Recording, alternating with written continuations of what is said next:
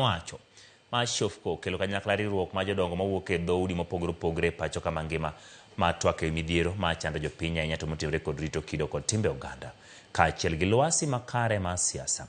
Romoni mane obagi boma Nairobi kuom ndalo 2 otigo jodongo gi ewi ka ginyalo kelo jomatindo kanyakla e nyayo kwe. Bende giloso weche moko ma gero jodongo ewi kaka ginyalo rito ngimagi kata bang' dhi e rutaya. Ma en mana achiel kuom rombe makelo jodongo kanyakla ma SHOFCO chano timo e kinde mabiro. The role of the elders and our culture. I think we are lost. If you lose your culture, you lose your direction. So we discussed a lot. It was mostly more about development and culture, right? And looking forward for the future. How can the country hold itself together with the elders to ensure we have peace? As we are going towards elections coming up soon, we can't pretend that things can just be normal. Welfare.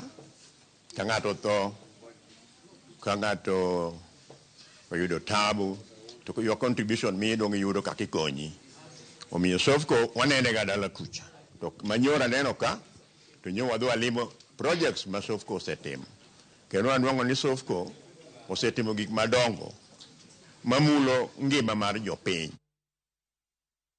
Kawere gi mago motenore kod SHOFCO kod jodongo moko kuom rowere mane yudo hinyruok e kinde ng'anyo mag rowere pod nyime kod thiedho adhonde dweche 2 tok ng'anyo mantie